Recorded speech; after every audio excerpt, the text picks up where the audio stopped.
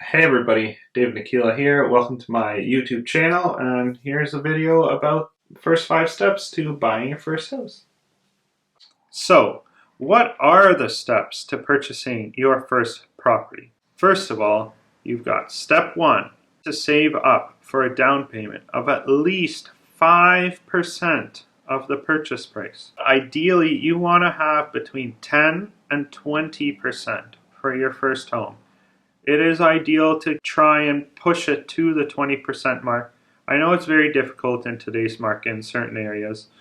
As well, one thing you're going to want to do is check out what government incentives there are. There are some first-time homebuyers grants in different areas, and there's some incentives to get your land transfer tax back and other things like that. To find out more about the incentives, just watch one of my other YouTube videos, which isn't on my channel yet, but it will be coming soon. So hit that subscribe button and like and comment on this video, as it helps the YouTube algorithms and it helps put my content out to more people.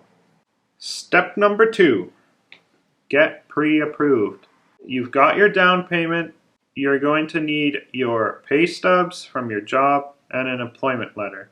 Sometimes you'll need your T4, your tax returns for the last 2 years.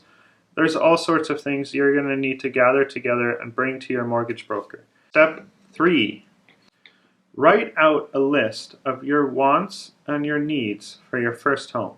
Sometimes it'll become a reality check once you start looking at your budget and your wants and your needs. And you'll realize that there's a lot of things that you want, but you may not be able to afford yet. And that's unfortunately how it is sometimes in real estate and life in a lot of ways. You can't always get what you want, especially not right away. Over time, as you start to build equity and you start to improve the property a little bit, the value does go up over time. On average, it goes up between 5 to 7% every year in the GTA. I don't see that stopping. Obviously, there are dips in the market where it goes down or it's stagnant and stays at a 0% growth. But long term, over 50 years, you will see that 5 to 7% growth rate. Even over a 10-year time span, you will see a growth. It's just one of those things. You just got to get in the market, get into whatever you can. If it's as close to your needs as possible, that's the best. But you're not going to probably hit all of your wants. Step number 4. You'll see I've lost the glasses and the background has definitely changed. I didn't get to finish the video the other day. But moving on. So step number 4 is picking the correct agent. You're going to want to pick someone that you're going to, first of all, personally kind of relate to and trust. You're going to want someone that's going to teach you and lead you and guide you along the process. You're not going to want someone that's too pushy or someone that's too laid back. You're going to want someone that is a strong negotiator, someone that's willing to make phone calls, go out and hustle for you. You're going to want someone that is going to find and search for those off-market deals as well as show you what's on the MLS. So you're going to want an agent that's going to kind of analyze your situation with you and help you make the right decision for you in your life. Obviously, purchasing a house is always going to be better long-term than renting in terms of you will be gaining equity and you will have an asset that is going to earn you money long term of the price growth of the property and the resale value, as well as maybe you want to consider something that has an income component in terms of a basement apartment. Having that basement apartment can definitely help offset your cost of living, as well as also help out someone else. So that is something to seriously consider, and I will be talking a lot more about income properties in other videos. You just really want to make sure that you pick the correct agent. Don't be scared of signing a buyer representation agreement once you have picked that right agent, but be very wary of an agent that wants you to sign an exclusive agreement with them right away. In terms of, they may ask for an exclusive agreement if they're showing you a property just for that property. That is totally okay. But if they're asking for a wide area and wide range of homes and you really just met them, I would just kind of sit back, look at them and say, what are your true motives? Are you really here to serve me, or are you here to serve yourself? At the end of the day, you want someone that is going to be serving your needs and helping you make that correct decision, because after all, it is your life, it is your money, and you need to be comfortable with that. So just be very careful about who you pick as an agent. That brings us to step number 5. So now you've saved up for your down payment, you've gotten pre-approved with a mortgage, you've picked an agent, you've narrowed down your criteria. Now, I know those weren't all in order, but those are the steps that you completed before this. So step number 5 leads to actually picking that property and submitting an offer. This part can be probably the scariest part, but it's also the most rewarding and most fun part for new home buyers. So now we're going to pick that property.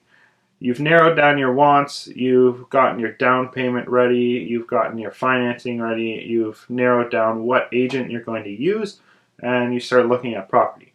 So you finally find that perfect house. It's got 3 bedrooms, 2 bathrooms, it's got a yard for your dog, you've got a garage, it's in the neighborhood you want, close to the nice schools that you want your kids to go to when you have them. You want to go and submit an offer, but you don't want to overpay and you don't want to underpay.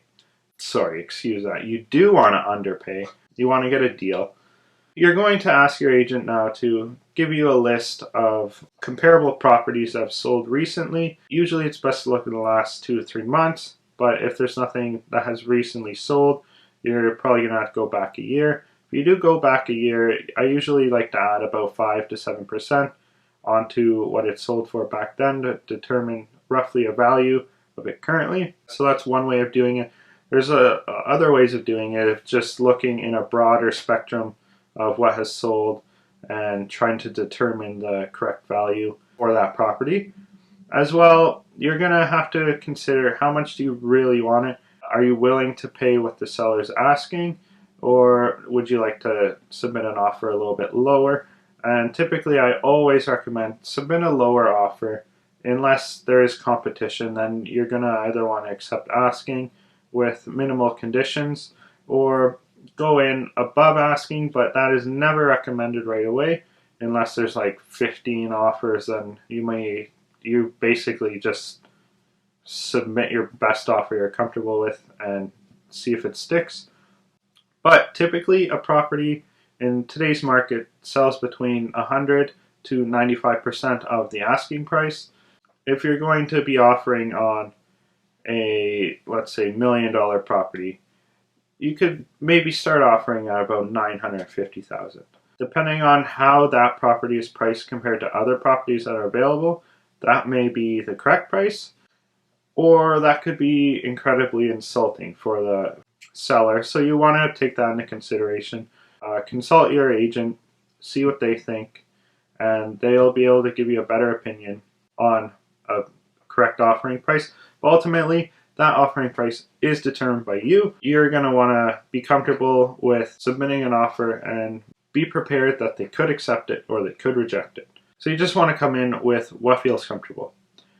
Biggest thing is conditions. So you want to make sure you have proper conditions protecting you. Financing condition, if you're a little bit worried about your mortgage financing, always recommended that you put it in there anyways. Home inspection, if it's a detached house. If it's like a condo, there's almost no point in paying for a home inspection. They're only going to check to see if the tap works and the dishwasher works. If you are offering on something that has a condo board or condo fees, you definitely want to get a status certificate. Have your lawyer review that. You always want to do that, because the last thing you want is them to have no reserves, the windows need to be replaced, and then you're paying an extra $20,000 for a special assessment, as well as your closing date. You want to make sure you have a closing date that works for you, or works for the seller if you want to negotiate a better price. So whichever is more important to you. Typically, if it's your first home, you will not need a specific closing date, because usually you have a little bit more flexibility than someone that is selling their house in order to buy a house and they need a specific closing date. And so that wraps up today's video. If you liked the video, please hit that like button, subscribe, comment, share this video with your friends.